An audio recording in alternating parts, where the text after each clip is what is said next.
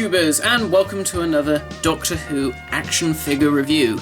In today's review, I am taking a look at the latest release from the 3 3/4 inch line, which is the 12th Doctor.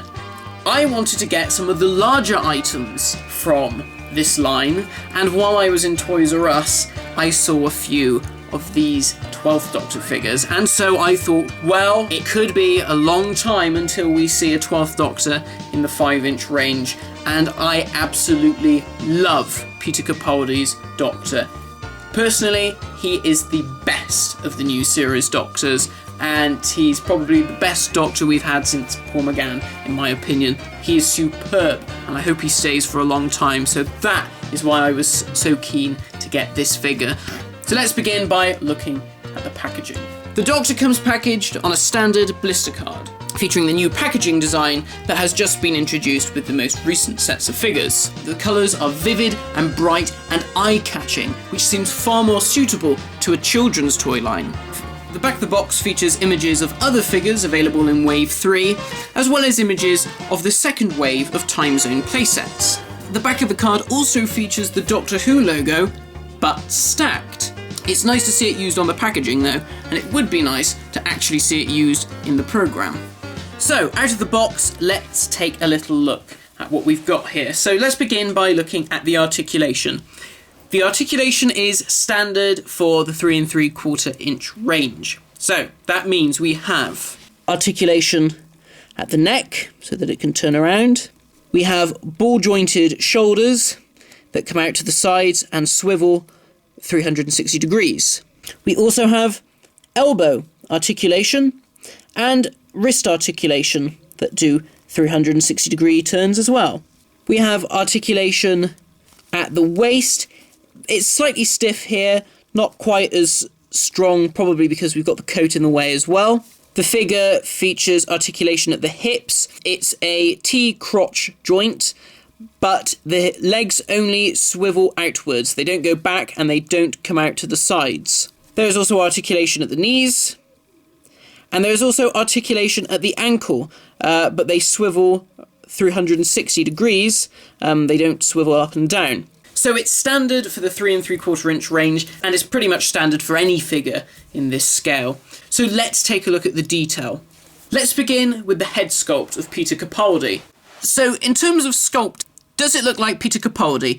Well, yes, it's you can sort of see that it's him. It's a thin-faced man. You can't really say that it's a dead ringer for Peter Capaldi, but you can see something of him in there. Due to the scale, I mean, you don't quite get any wrinkles and things. Now, I don't know if it's just because the sculpt on these particular 12th Doctors came out a bit soft. I'm not sure. I couldn't possibly say. Perhaps if it had a few more lines or something around the eyes, it might just make him look a bit more Capaldi-ish.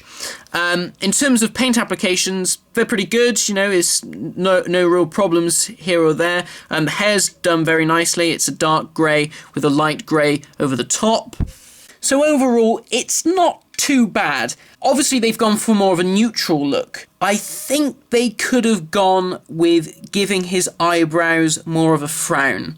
I can understand why they wanted him to look neutral. I get that, you know, they've done it with all the other figures. But I think we're so used to seeing that frowning face, you know, those arched eyebrows, that it might have just given this figure a bit more character, and I think it would have just added to the likeness. I think it looks like Capaldi, but I think with that, it could have just added a bit more. So who knows? I mean, obviously they're going to be releasing lots of different versions of Peter Capaldi in different coloured shirts and all kinds of things. So I'd be surprised if they didn't do that. I mean, maybe they think kids don't want to see a grumpy old man figure. I'm not sure. Moving down to the costume, this is all very nicely sculpted. If we look at the coat, you can see we've got the 3 buttons down the front, lots of nice creases in the coat here and along the arms. The lapels are nicely sculpted, even down to the small buttonhole over here. And the same goes for the back. We've got some nice creases and some nice seams. Along the cuffs of his coat, we also have 5 buttons on either side. The figure also features some high pockets sculpted to the back. I assume that is how it looks on the actual coat Capaldi wears. Probably a cost thing, I imagine. Or maybe they just thought, well, it's not going to be seen like this because it's covered up, but it would have been nice just to have had the red on the inside. You can paint it if you want to, because, you see it from here, you would have been able to see the red, and it would have just made it feel that more accurate. Back to the front, the shirt has been nicely sculpted, and we have some very neat paintwork with the white. Moving down to the cardigan, you can just see beneath the dark blue coat that the cardigan is completely black. We have some nice sculpting in terms of the buttons here, but also the sculpt works in terms of texture. You can see lots of nice ridges and things, which really makes it look like a wool cardigan. Now the trousers are a dark grey. Again, nicely sculpted, lots of creases and things. The legs at times do look a bit bendy. Almost like he's a bit bandy-legged. When you have him in more action-oriented poses, you don't quite get that, which is nice. But if you're just having him stood up straight, he does look a bit weird. The shoes are also nicely sculpted and also feature a slight greyish sort of brown for the soles. The figure does come with a couple of accessories, the first being his sonic screwdriver. This has been really nicely sculpted for such a small scale, and actually really nicely painted as well. You can see the quite clearly segmented areas, the bronze, the cream, the black, the silver, and the bronze strips that go up the side. For such a small scale, it's actually really nicely done. He also comes with a display stand.